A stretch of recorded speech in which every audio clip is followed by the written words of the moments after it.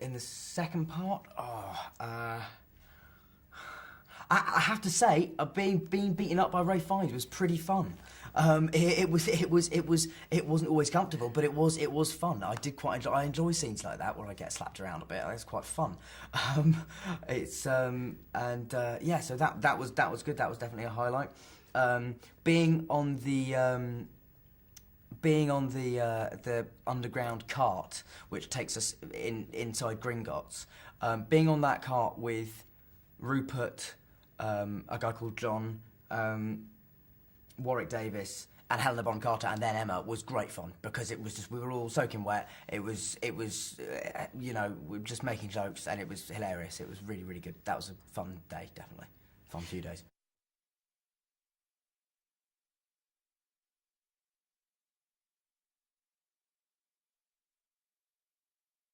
Weirdly enough, the most emotional shot of the film was probably the last one, which was not an emotional scene, but it was a scene where literally, it was a shot of me jumping into a fireplace at the end of the Ministry of Magic chase scene, and then after that, that was our last shot in the film, and so that was how we ended it. I think the other emotional scene in this film is the one that I've been most looking forward to as well, was the scene where I walk into the forest and suddenly I see my parents and Sirius and Lupin standing in front of me, and that was an emotional scene, also because Gary came back for it, and also because Adrian and Geraldine, who play my parents, are wonderful, and I'm in a way personally why I'm so sad they died is that I would have loved to act more with them.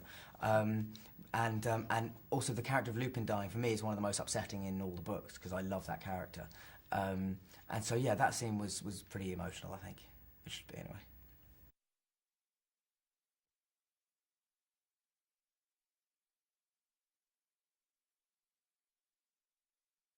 Fight for your life, I suppose, would be one of the main themes. It's a battle to save Hogwarts. It's a battle to survive.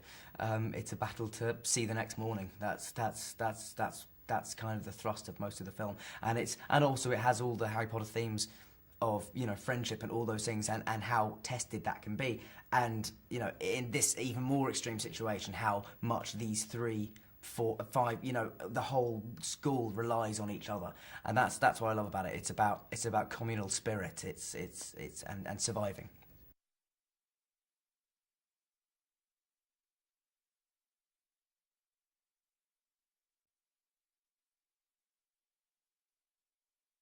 I like to think it has in some ways. Certainly for fantasy films, I think we've us and Lord of the Rings. I think we obviously came out around the same time, and they were at that stage sort of designed for a much older audience, you might say. But yeah, I mean, I certainly think we've set a very high standard, because we've had fantastic directors, and we've also shown that we're not afraid of taking it in a direction that wouldn't necessarily be expected. I don't think many people expected either Alfonso Cuarón or David Yates to be names in the hat for any Harry Potter films.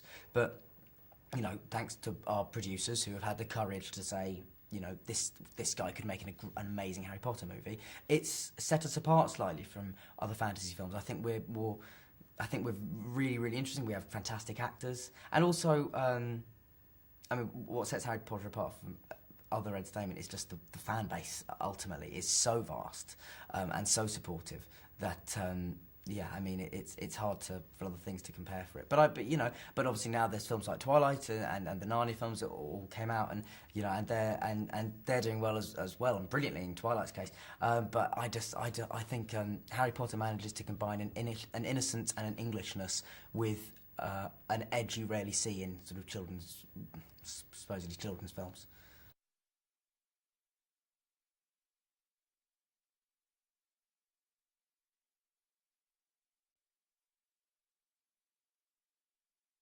It was no, it was quite sad, but it was, I think, more than letting ourselves be soppy and nostalgic about it. I think we just used the pressure we felt because we knew it was the last one, to spur us on to try and make it the best one we could.